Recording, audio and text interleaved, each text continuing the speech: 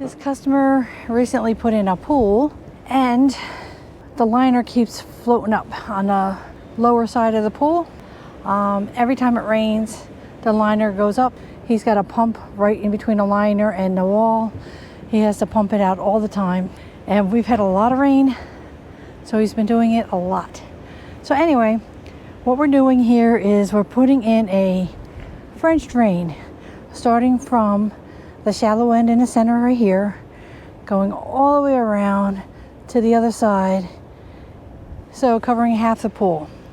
And it's going to be 4 feet deep, and it's going into a big sump pit, and that will be 5 feet deep. And then we're going to sump pump the water out into the marsh. For now, we're going to put a temporary sump pit right here because we're pretty sure this is a really high water table. So he's going a foot below our French drain.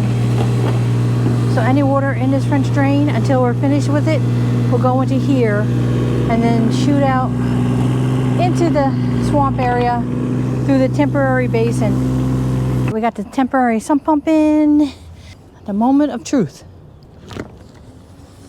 There you go. Keep our trench from filling in while we're working.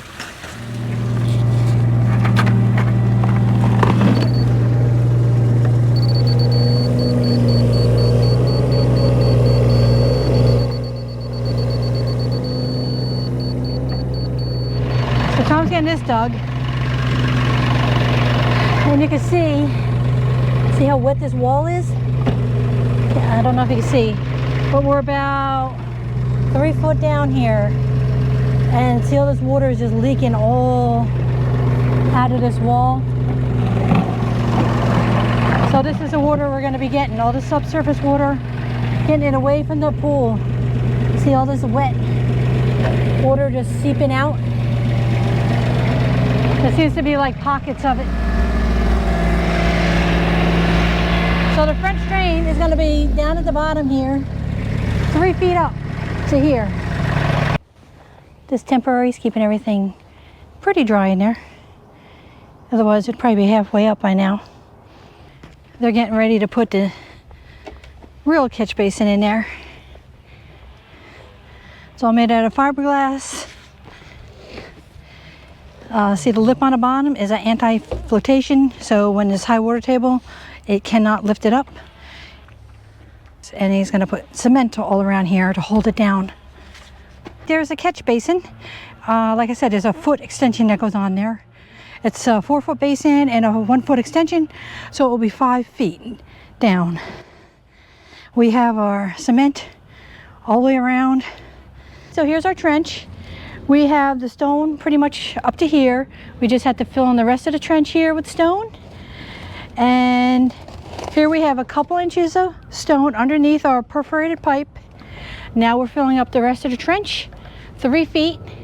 And once we get that all completed, we will then flip this fabric over and we will, pin it to the side, and that part will be done. So we're using the top solid pipe, and we're going to put some water in here to watch it go off. Nick has it hooked up really nice. We got the electrical cord and a tether cord coming out here, and then water discharging to the swamp area. It's about to go off.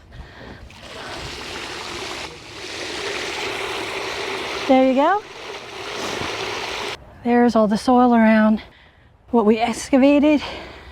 Everywhere else will just get seed and straw, but the parts we dug up, we put nice topsoil. We'll get this grass growing quick. There's what the lid looks like, nice metal lid. You can drive any kind of commercial mower over that easily. Hope you like watching us do this project, and we thank you for watching.